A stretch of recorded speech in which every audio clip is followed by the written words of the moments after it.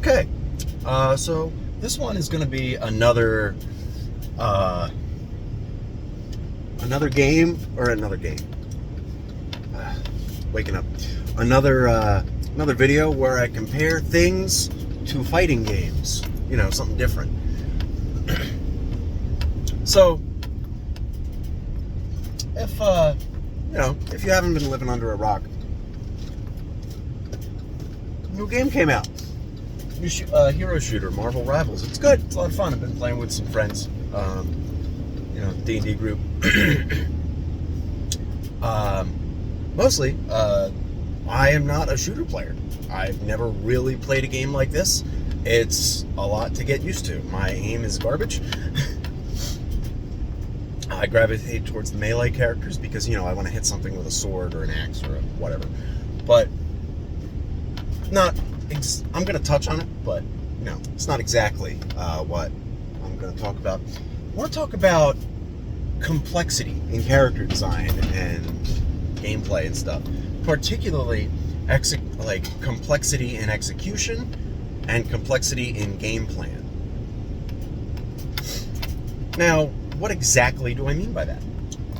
So, complexity in execution is, in fighting games, it's pretty simple to explain.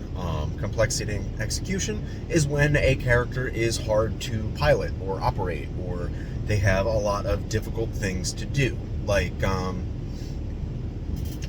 simple examples are Setsuka from the Soul Calibur series, where she has a ton of moves, a ton of attacks that have what are called just frames, where it's usually like a double button press to do a move. Like, she has this one move. I'm going to use the fighting game move notation. So I'm going to throw some jargon around, but her 1B, it's a move where she ducks slightly and she swings her sword in like a downward vertical slice. And if you hit B a second time, right as her sword connects with the opponent, then she flashes white. That means when a character flashes, like with this white effect, it means you've got the just frame, and then she gets a follow-up swing that, depending on the game, will launch the opponent stunned, whatever. It makes it a really good move. And she has a lot of moves like this, where she does a single action, and then you have to time a button press when the sword connects, and then you get a follow-up. And these moves are pretty, I'm going to say, polarized, where if you miss the just frame, they're terrible. They're terrible moves. It's like they're negative on hit, sometimes they're punishable on hit, they're garbage on block, stuff like that. It's, if you miss the just frame, you're dead. But if you get the just frame, these moves are amazing. Like, best move in the game kind of territory. Maybe that's not her 1B, or not. It didn't used to be. I don't know. Doesn't matter. Ignore the notation. She has another one where she does a low stab with the sword, and if it hits, then she does a mid hit, and the just frame is on the mid hit, where she'll if you get the just frame, it launches the opponent in the air, and she does a third hit that's high, and that knocks the opponent away. Then you can get follow-ups. So, a character with moves that are hard to do, or in Super Smash Melee, Marth. There are other higher execution characters, but I'm just going to talk about Marth. He has execution in his spacing, where at the very tip of his range, he does massively increased damage and knockback. And that is the range you always want to be swinging at with that character. So the execution is not like time button presses and really specific timing. It's spacing and zoning and controlling where you are and positioning based. That's where his difficult execution comes in. And something you could, execution complexity isn't something that really exists in TTRPGs and things like D&D, but I'm going to like kind of equate it to something like just a wizard or a sorcerer. They have a lot of homework you have to do. You have to read all the spells. Like there's just a lot more information you have to digest to be able to play a wizard or a sorcerer. Like, I mean, even you have to get at least a little understanding and just be like, oh, okay, I'll use catapult and I'll use magic missile and I'll use these spells. Like, you have to at least understand those. Whereas, like, with a fighter or a barbarian, it's just like, okay, with barbarian, okay, I get rage. This is something I'm supposed to be doing. Okay, fight started, I'm going to rage and I'm going to hit that guy. Not particularly complex to execute, but when combat starts as a wizard, there's a lot more choices and thought you can make, or choices to make and thought to put in, rather. So, maybe you could argue for like multi-classing can be really, really execution heavy. Like that can be difficult to figure out, that kind of thing. But now to touch on what I was really, and then before I talk about like some examples of rivals, now I want to talk about complexity in game plan, which honestly, this is kind of where the TTRPG example kind of breaks down, because you could also argue that, well, wizard is complex in game plan, not in execution. It's because execution doesn't exist in a TTRPG. But I'll use a fighting game example. A character that is in the most recent game, Soul Calibur 6. Two characters that, one character I mained, that was my main character, and one character that I dabbled in. Zasalamel and Astaroth. Zasalamel has a very complicated game plan. He effectively wants to do what is always best for the situation. He doesn't have particular strategies or mix-ups or positions he wants to get into. He just always has a tool for whatever the situation is, more or less. So he doesn't really have anything that focuses his game plan and something he wants to work towards. He just plays the game, basically. And there's argument for any of that, but effectively, he just kind of plays the game. He has a variety, like he can control opponents' stepping. He has some rudimentary mix-up. He's got really good guard damage, a decent throw game. So, like, he has ways to make the opponent consider ducking or stepping. Like, he has a lot of different things, but because his game plan is nebulous, like, there's nothing like he wants to work towards specifically besides just doing damage and winning the match. I find his game plan a little nebulous, and other players won't find it as complicated. It'll just be like, oh, I just do the thing that makes sense, like, and that will make sense to them, but that doesn't necessarily make sense to me. Whereas a character like Astaroth, his game plan is extremely simple. I'ma grab you. He wants to do his grabs and stop you from ducking so he can do his grabs. That is it. That is what Astaroth wants to do. At the higher level, he becomes a little more complicated, because there's no way you can like guarantee your opponent to stand up. You can just harass them with mids and stuff. So all it really Astaroth effectively becomes a like read heavy or a guess heavy character. It's like, okay, I think he's going to be standing, I'm going to grab. It becomes that kind of thing. Or I'm going to throw a grab out now. There's no way he can kill me for it if he guesses right. So I'm going to grab.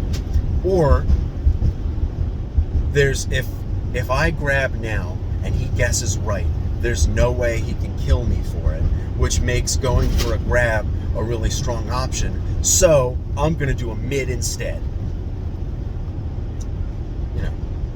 Like, that sounds complicated, but that's just, that's just a read and a hard read and jargon, blah, blah, blah. Don't worry about it. But overall, this character is relatively simple. He only thinks like he doesn't even think one step ahead. He's just like, all right, I got advantage, I'm going to grab, or I'm going to mid. Like, that's it. That's like the character's entire game plan. So pretty simple. And I find those simpler game plans much easier to play. And to me, complex execution does not matter as much. Like, I can learn complex execution if, one, I like the character, the game plan makes sense to me. Another example, character in Pokken, Garchomp. He had a really complicated maneuver where, what's the best way to describe it? He had a charge move. It was a charge release move, where if you were holding the heavy attack button, for a few seconds he would gain like a little effect on him, signifying that it's charged. And then when you release the button, he would do one of two moves, depending on if you were on the ground or in the air. If you were on the ground, he would do this big dramatic uppercut spin, like drill uppercut thing into the air. And if you were on the ground, he would do the same move downward. And this move was incredibly strong. The aerial version in particular, where he would drill down into the ground, it was plus on block, it would launch opponents. It's like the type of move that does everything. Now, this move is really difficult to do, to time correctly, because it's a button release, you have to charge it for a certain amount of time, and there are situations where you can effectively cancel into it, because this character had a bunch of moves that could cancel into a running stance, where he would have access to special move, like particular new moves, and he could do any special out of it. But out of a run, you could jump instantly, and as soon as you jumped, like even before you took into the air, if you were in the startup of jump, which is called jump squat, where your character is like getting ready to jump, you could do the aerial version of that move. So you would do a move that cancels into run, and then extremely quickly, like 3, maybe 5 frames, which is 5/60ths of a second, you would time a jump downward drill to effectively cancel into that shit. Made this character really oppressive and really strong. It was also really fucking difficult to do. There were, I don't know, maybe 5 to 10 Garchomp like mains in the country, and this was one of them because of this maneuver. And I was one of those players. Like, I wasn't all that good, but I could do this maneuver consistently. So, execution is not particularly difficult as long as I'm motivated, but that's a personal thing. So, what I really wanted to get into today, all that preamble, Marvel Rivals.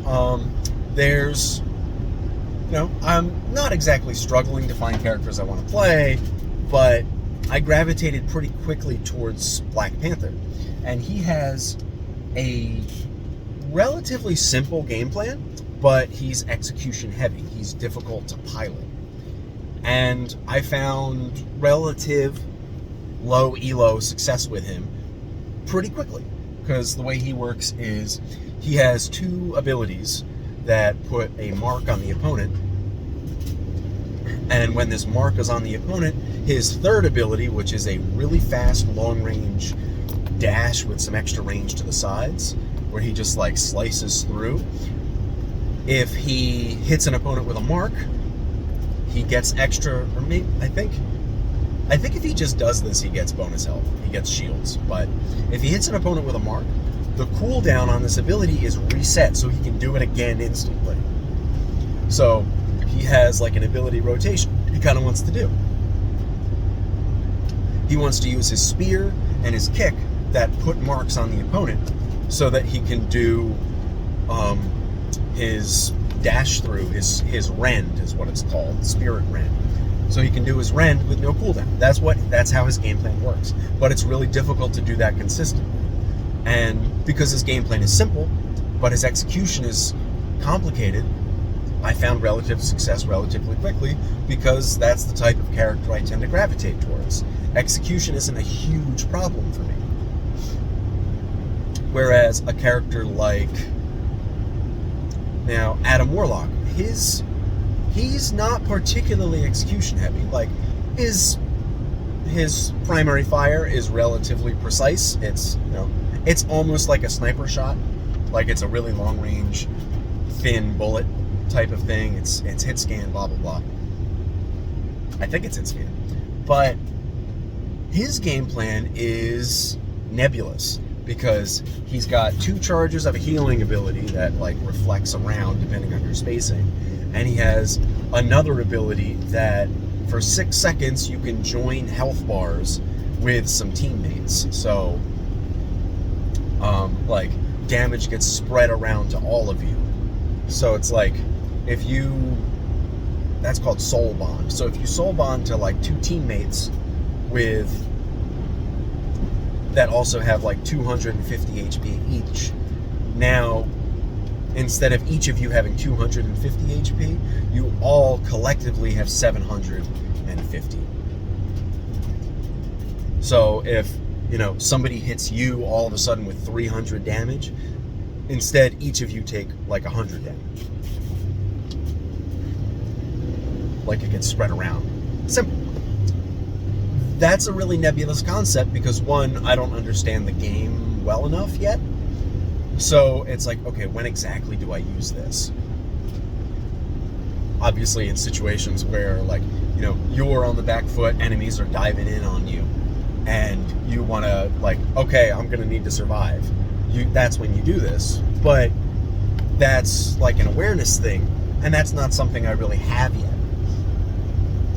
So it's just, he's a more nebulous kind of character to play, I find. His game plan is just a little more up in the air, whereas a character like Black Panther is just like, okay, this is what I do. Like, almost the character is difficult to pilot, but what you do with the character is very, very obvious. That, especially at this point in the game, that's what I find pretty simple and intuitive to play. Like more intuitive characters with simple game plans. Same thing with like Magneto. He's a pretty direct, simple game plan kind of tank. He's got a bunch of shields. Like he has a big shield he can put in front of him. He's got a bunch of health. He just takes pot shots at the opponent. He's got an ability where he can send like this long range shot that'll push enemies back. He's got a little bubble shield he can give to himself, which is how I use it most of the time. Or in particularly good, like tense situations, you can give it to teammates. So if like, you got somebody like a Venom diving into like the enemy backline, give him a shield. Boom, done. He's diving in there with a little extra protection, get some little extra survivability, help him out, help yourself out, like, it'll just work out for the team. And that kind of makes just a little more sense. He's pretty simple and direct. Another character I'm playing is Loki. He's more complicated, but he also has a more complicated game plan, but it kind of makes sense. His quote execution comes from understanding and figuring out where to place clones. Like you can place the clones down, where to place his clones so that they have good line of sight on both your allies and enemies, on choke points, that type of thing. And then also kind of like how to manage his cooldowns, because he's got like this one healing ability that makes him effectively immortal. He can... What is going on here? So like he's got some like cooldown management to figure out, but like his whole thing is he's like a little more momentum based. He needs a little bit of time to get set up when he comes in, but once he's set up, he's good. He's golden. So,